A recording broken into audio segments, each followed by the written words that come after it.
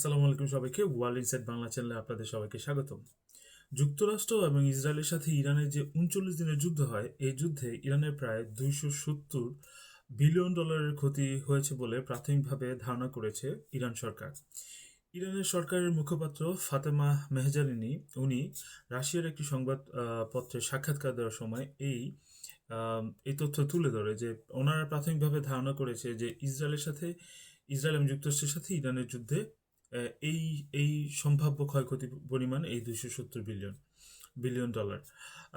প্রধানত যখন ইসরায়েল এবং যুক্তরাষ্ট্র ইরানে হামলা করলো, তাদের প্রথম ওনারা টার্গেট করেছিল যে 1 থেকে 2 সপ্তাহের মধ্যে ওনারা ইন্টেন্স আক্রমণ করবে এবং তীব্র আক্রমণ করবে এবং তীব্র আক্রমণ দ্বারা ইরানের সরকারের পতন ঘটাবে। কিন্তু ওনারা যখন 2 সপ্তাহের বেশিও আক্রমণ করে যখন ইরানের সরকারের কোনো পতন ঘটতেছিল না এবং কার্যত ইরানের সরকার তার কোনোভাবেই হামলার পরিমাণটা ধরে রেখেছিল এবং কন্টিনিউয়াসলি মিসাইল এবং ড্রোন ফায়ার করতেছিল যুক্তরাষ্ট্রের নানান ঘাঁটি এবং ইসরায়েলে।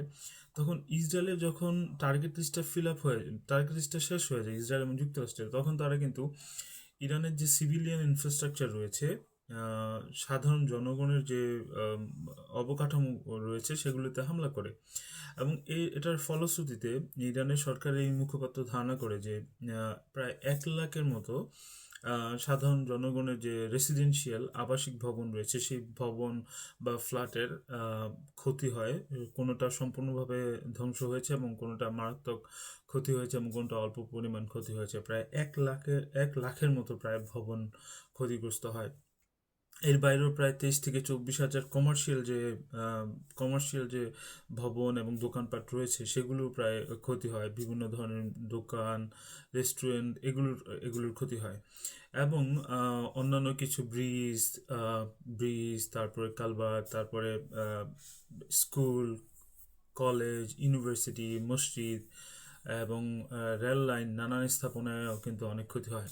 তো সব মিলিয়ে যে ইরানের প্রায় $270 বিলিয়ন ক্ষতি হয়েছে এই 39 দিনের যুদ্ধে। এবং প্রধানত যুক্তরাষ্ট্র এবং ইসরায়েল চেয়েছিল যে সাধারণ জনগণের জীবন দুর্বিষহ করতে এই যুদ্ধে, এই হামলার মাধ্যমে তারা একটা সময় টের পেয়ে গিয়েছিল যে সামরিকভাবে ইরানকে পরাস্ত করা সম্ভব না, কারণ তার বেশিরভাগ সামরিক যে স্থাপনা রয়েছে, সামরিক যে ড্রোন, মিসাইল, সিটি রয়েছে, এগুলো সব আন্ডারগ্রাউন্ড, এগুলোকে ধ্বংস করা সম্ভব না।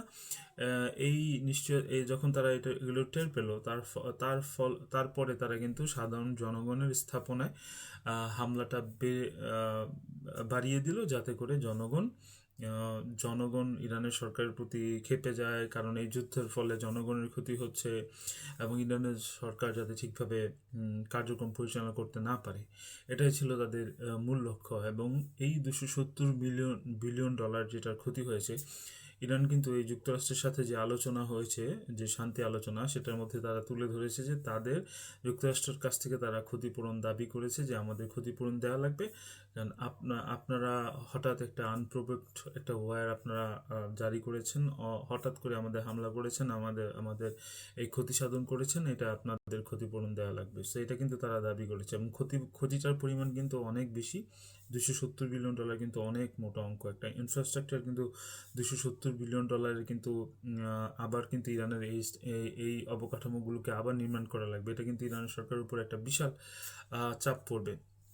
সো এই ইরানের জনগণ আসলে অনেক মারাত্মক ক্ষতির সম্মুখীন হয়েছে। তারা এই অর্থনৈতিকভাবে কিন্তু এতদিন নিষেধাজ্ঞার মধ্যে ছিল, এখন কিন্তু আরও বেশি এই স্থাপনাগুলো হামলার ফলে কিন্তু ইরান অর্থনৈতিকভাবে আরেকটু পিছিয়ে যাবে, অনেকটাই পিছিয়ে যাবে।